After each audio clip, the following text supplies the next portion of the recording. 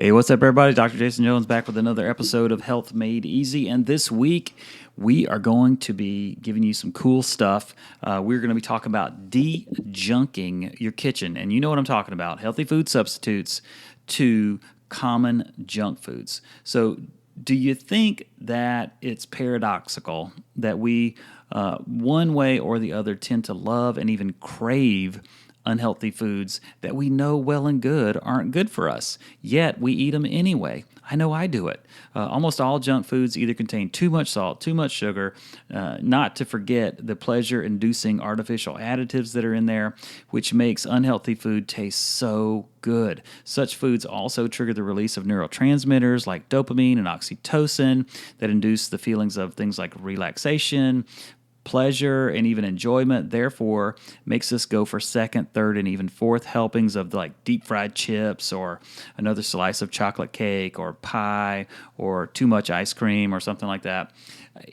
It's like we are somehow innately programmed to eat a lot more junk food than we necessarily need, but in essence, we are not. But did you know that there are healthy for you alternatives to most of this sugar-laden, fatty, and unhealthy foods that we tend to eat? While nothing can measure up to the real taste of things like French fries, pastries, candy bars, but the following foods will do a lot more for you, a lot more for your health, for your family's health, plus a whole lot more for your waistline and the weight scale than you can imagine. So here we go.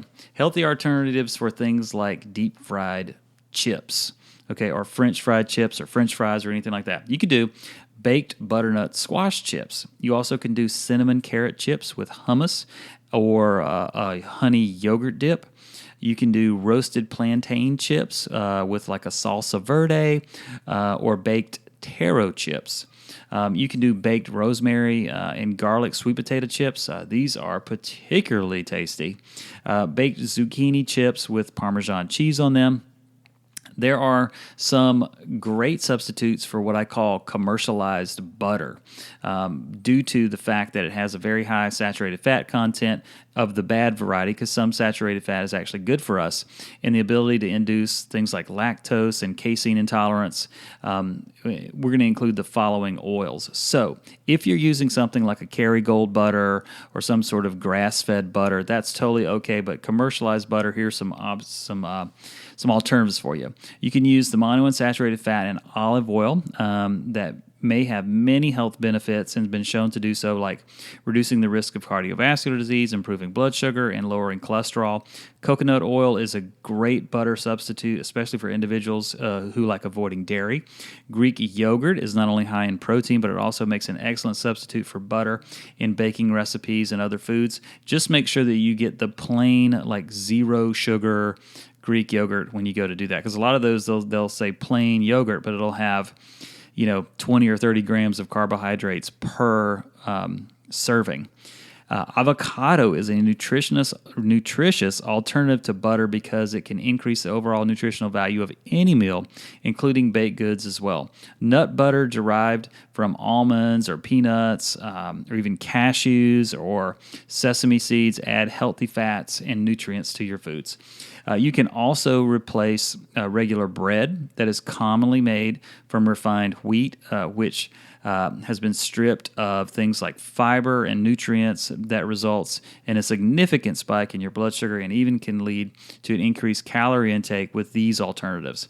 One, Ezekiel bread, one of the healthiest out there because it's made from a variety of sprouted grains before processing. Therefore, they contain lower amounts of unhealthy ingredients. Oopsie bread makes a good replacement for wheat bread. Corn tortillas are both high in fiber and gluten-free, making them an excellent option for individuals who are gluten intolerant. But you will have to be careful and just test that out. I would start with just a little bit. Rye bread may have gluten in it. However, when consumed by diabetics, it has been shown to cause a decreased rise in blood sugar.